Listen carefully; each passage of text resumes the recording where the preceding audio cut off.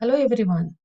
This is for B.Sc course Chemistry Paper 8 Biochemistry session number 37, which includes the molecular biology chapter sessions. In this session, I am going to tell you about the central dogma of molecular biology and introduction to semi-conservative replication. So these are the contents: Introduction to Molecular Biology, Central Dogma of Molecular Biology, and Semi-Conservative Replication.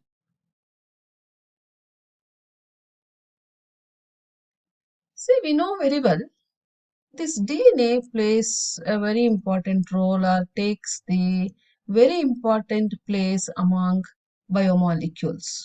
So, except for the few viruses, DNA is the genetic material which is carried from generation to generation. So, this molecular biology is the field of biology that studies the composition, structure, and interactions of cellular macromolecules such as nucleic acids, proteins, which carry out the biological process essential for the cell's function and maintenance. So, what you study in this molecular biology chapter is how this genetic material is carried and which are the process involved in the continuation of this genetic material process. Okay. Now, here you should know what is the central dogma of this molecular biology. Okay. See, the central dogma plays a fundamental role in the molecular biology. In simple one line, it explains how genetic information within the biological system is carried through the generations. Okay. So what is this then, the central dogma? So in central dogma it tells DNA makes RNA, and in turn RNA directs the synthesis of proteins, or in other words RNA makes proteins. Okay. So the central dogma of molecular biology, say I'll show you in this slide. DNA, see this single line, they'll ask you for 2 marks. What is the central dogma of molecular biology? See, DNA synthesizes RNA. You know, DNA is a double-stranded structure. From DNA, RNA is synthesized. Before that, DNA can undergo replication by itself. See, this indicates DNA can undergo replication. I'll tell you from which mechanism later. Once DNA undergoes replication, DNA will synthesize RNA. This process is known as transcription. From RNA, a protein, a biomolecule protein is synthesized. Okay, that process is known as translation.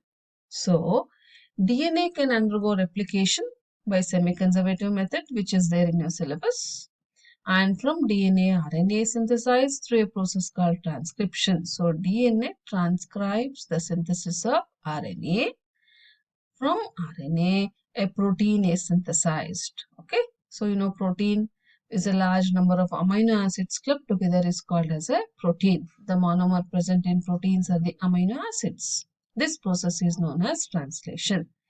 Some of the RNA can synthesize DNA, see, which is a reverse of transcription. See, in transcription, DNA will synthesize RNA. If RNA synthesizes DNA, which is reverse process, so which we call it as a reverse transcription. So this entire process is known as the central dogma of molecular biology. That is, from DNA, which undergoes replication. From DNA, RNA is synthesized through transcription. RNA directs the synthesis of proteins known as translation. Okay? So this is the central dogma of molecular biology. Now, let us take one by one now. See, the process where an existing DNA molecule will synthesize a new identical copy of the DNA molecule itself. So, it's a replica. So, we call it as DNA replication. And the enzyme responsible for this is a DNA polymerase, and it takes place in the nucleus of every cell during the S phase or the synthesis phase of cell division. Okay, coming to transcription. From DNA, the process of synthesis of RNA molecule is known as transcription, and the enzyme responsible for this transcription is RNA polymerase. Okay, and where does it take place? It takes place in the nucleus of every cell prior to protein synthesis.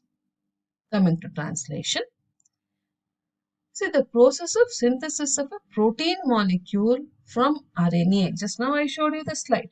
Okay, that is known as the translation. And where does this take place? It takes place in the cytoplasm of every cell during protein synthesis. Along with this, there is one more process known as reverse transcription.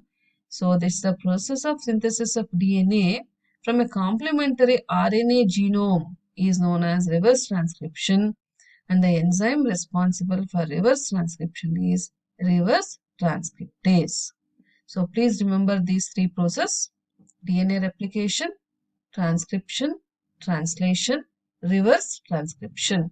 You should know the definition of all these processes, and you should know the enzyme responsible for all these processes, and also you should know the location where all these processes are taking place. Okay, so DNA replication, transcription, translation, and reverse transcription.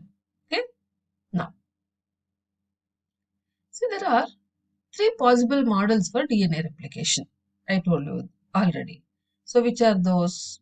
The semi-conservative replication given by known as the Watson and Crick model, conservative replication where the parental double helix remains intact, both strands of the daughter double helix are newly synthesized. Okay, and dispersive replication. There are three methods: semi-conservative, conservative, dispersive, but we are studying the well-accepted model, Watson and Crick model, that is semi-conservative replication of DNA.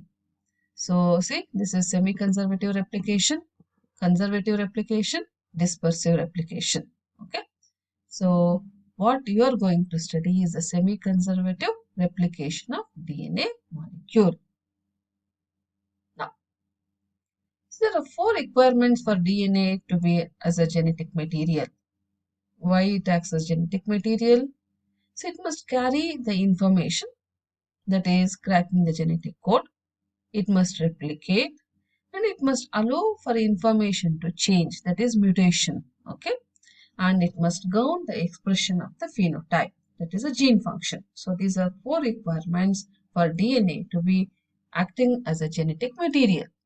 Now, see, coming to the semi-conservative mode of DNA replication. See, according to this semi-conservative replication, this, DNA is a double helix structure. It separates during replication. So before replication, what should happen? This double helix should separate. Now, after separation, what happens? Each strand serves as a template for the synthesis of new DNA strand. And one parent DNA therefore gives two identical daughter DNA molecules. Now, each newly synthesized daughter DNA molecule is a double helix identical to the parent. Okay, since why you see many times we resemble our parents, isn't it? Because each daughter DNA has 50% of the original parent DNA conserved. That's why it's called as the semi-conservative mode of replication.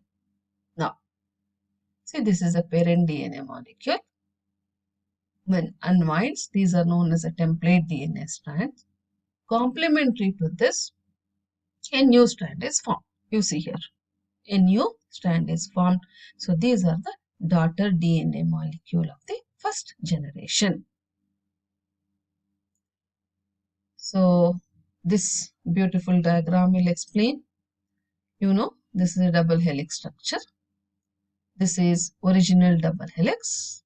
The strand separates here. See, this blue one is the original template. Okay.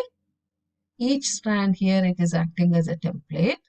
And this is newly formed strand where you can see here these bases which are complementary to each other and joined by hydrogen bond, obviously. Okay. So The strand is the original double helix. The strand separates. Complementary bases align opposite template, and enzyme links sugar phosphate elements of the aligned nucleotides into a continuous new strand. So, DNA stores information in sequence of its base. Okay. See, much of the DNA sequence is a specific information is accessible only when the double helix unwind. Okay. The proteins that read the DNA sequence of the nucleotide as the DNA helix unwinds, and protein can either bind to a DNA sequence or initiate the copying of it. Right? So, some genetic information is accessible even in intact double-strand DNA molecules, right?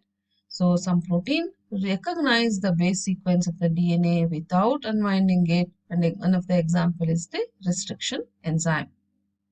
See, the semi-conservative mode of replication is very well understood by Meselson-Stahl experiment. Okay. So, this Meselson-Stahl experiments confirm the semi-conservative replication of DNA.